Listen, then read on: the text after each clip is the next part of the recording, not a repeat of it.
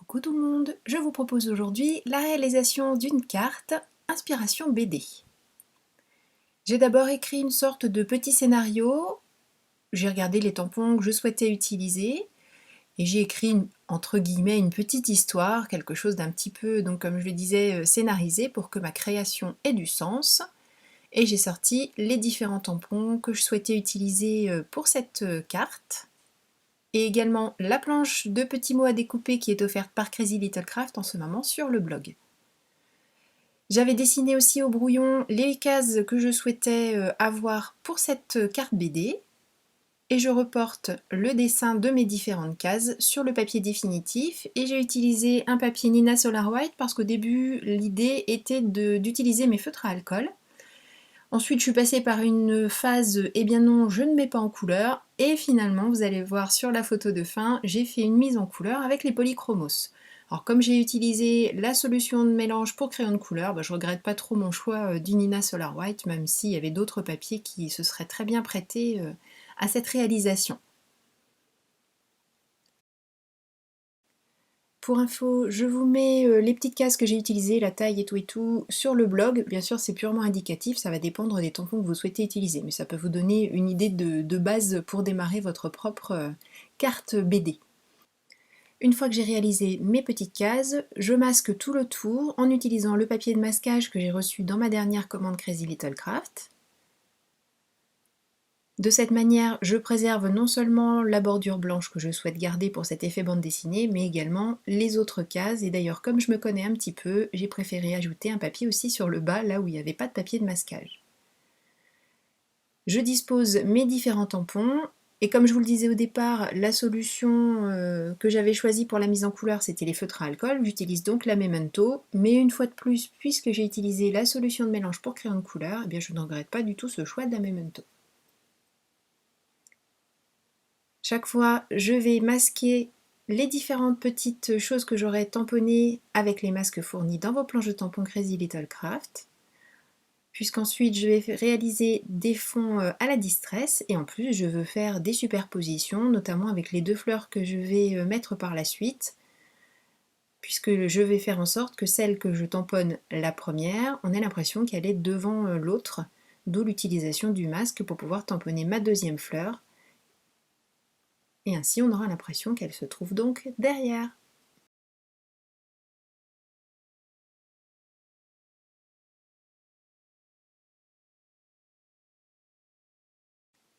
Et là aussi, bien sûr, une fois tamponné, je mets le masque puisque, comme je l'ai dit, je vais utiliser maintenant les Distress. J'en profite pour faire un petit point sur le rangement de mes mousses. On m'a demandé si c'était bien les emballages de chez Stampin' Up. Oui, ce sont des tampons que je n'utilisais plus ou que j'ai rassemblés différemment, peu importe. J'ai récupéré les emballages. J'ai mis des petites étiquettes sur la tranche et j'ai reporté ce numéro sur mon encre. De cette manière, je sais que dans le boîtier 3, eh bien, je vais trouver la mousse qui correspond au coloris Tumble Glass. Donc pour les Distress classiques, juste pour l'anecdote, j'ai fait 4 boîtiers et pour les Distress Oxide, 5 tout simplement parce que j'ai pas mis le même nombre de mousses dans chaque boîtier. Voilà, je me suis pas débrouillée tout à fait de la même manière. Bref, le rangement est le même et donc comme vous le voyez, ça ne tient pas du tout, mais j'ai mis des petits velcro. De temps en temps, ça se détache, mais sinon, je suis assez contente quand même de ce rangement. Ça, c'était le petit point rangement. On peut repasser à notre création. Je vais faire des aplats de distress classiques.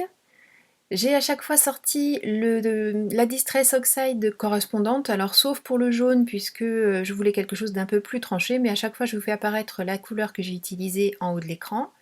Et je fais des aplats très très doux. Alors j'ai utilisé mes mousses, mais on aurait pu utiliser aussi ces nouvelles petites brosses là qui ressemblent à des brosses de maquillage, dit celle qui ne se maquille pas du tout et qui donc ne sait absolument pas de quoi elle parle.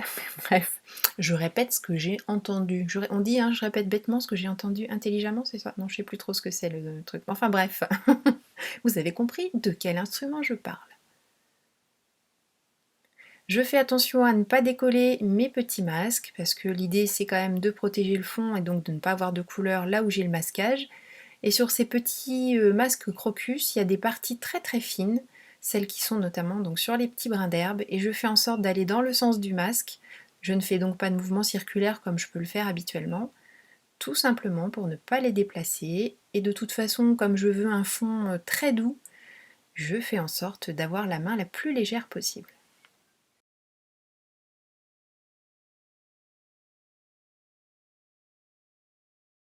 Alors comme je le disais, j'utilise la Distress Oxide correspondante, cette fois-ci pour faire des petits ajouts dans le fond, qui soient quand même ton sur ton, mais qui se voient un petit peu plus que si j'avais utilisé la Distress classique à nouveau. Voilà, le fini est un peu différent, j'avais envie de ce côté un petit peu velouté de la Distress Oxide. Même si c'est subtil, quelquefois ce qu'on me dit, hein, ce sont les petites choses que l'on met qui paraissent comme ça anodines qui font plus ou moins la différence au final sur nos créations. J'enlève délicatement chacun des masques et je les range tout aussi délicatement sur mes emballages. De cette manière, on peut les réutiliser quand même de nombreuses fois. Et bien sûr, je déplace également les différents masques autour des cases pour pouvoir passer à la case suivante.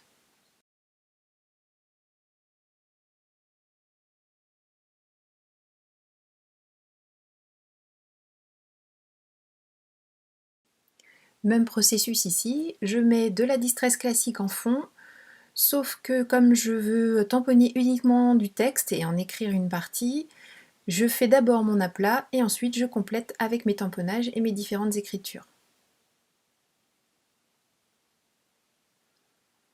Et c'est ici aussi que j'ai choisi une couleur de Distress Oxide un peu différente, de manière à ce que ça ressorte bien sur le fond. Elle est un petit peu plus orangée celle que j'ai choisie. Et quand je n'ai pas le texte que je souhaite, eh bien je l'écris tout simplement à la main et j'ai suivi une règle pour donner ce petit côté un petit peu rigoureux entre guillemets que l'on avait déjà avec les cases. Je passe à la troisième case, donc de la même manière que dans la première, tamponnage, masquage, le fond à la Distress classique et ensuite les détails à la Distress Oxide de la même couleur, enfin dans la même tonalité, enfin je sais pas comment on peut dire, avec la même référence. Voilà, je me suis un peu précipitée. Heureusement qu'il y a des repères sur mon bloc acrylique, ça aurait été dommage, puisque le mot prête se retrouve un peu de travers. Bon, c'est pas grave, on va dire que comme c'est une BD, comme ça, il est un peu de travers et ça accentue le côté prête. Ouais, on va dire ça. J'ai rajouté le petit personnage bien emmitouflé, lui aussi avec son masque, pour pouvoir faire le fond coloré. Et une fois encore, et là je vous l'ai pas mis, tiens, eh bien c'est la Distress Oxide correspondante, et toujours dans le coloris Shabby Shutters. Et maintenant, on peut enlever tous les masques, puisque la partie déco des fonds est terminée. Donc je rajoute un petit mot qui manquait pour que l'on comprenne bien, j'espère, l'histoire que j'ai voulu raconter au travers de cette carte. Je colle les petits mots à découper que j'ai bien sûr imprimés, laissés sécher, parce que j'ai une imprimante jet d'encre, donc j'ai préféré mettre toutes les chances de mon côté pour avoir un joli rendu. Et comme j'avais donc découpé en haut à gauche, je trouvais qu'en bas à droite il manquait quelque chose, et j'ai rajouté ce petit ou pas. Je trouvais ça rigolo d'avoir ce petit personnage qui voulait bien sortir mais qui ne veut pas se découvrir d'un fil, donc qui a mis tout ces tas d'écharpes, pardon, et qui aura peut-être des difficultés à se déplacer un petit peu, donc je suis prête ou pas. C'est vrai que pour sortir là c'est pas forcément évident. Comme je vous l'ai dit, voilà, j'avais prévu de la laisser comme ça, sans la mettre en couleur, d'où le fait que je colle tout de suite les différents petits mots. Mais je me suis ravisée, comme je vous l'ai énoncé aussi. Donc j'ai fait la mise en couleur. Alors le coloriage avec les polychromos jusqu'au bord, c'était pas évident. Mais comme après j'ai utilisé des estompes et de la solution de mélange pour crayon de couleur, j'ai pu aller vraiment jusqu'au bord des étiquettes et je n'ai pas de petites parties blanches. Et voilà ce que ça donne une fois terminé. Merci beaucoup d'avoir suivi cette vidéo. Je vous donne rendez-vous très vite pour une nouvelle création et surtout d'ici là, bien sûr, prenez bien soin de vous, créez et partagez. Et merci à toutes et tous d'être présents à nouveau à mes côtés. Je suis super contente. Bisous!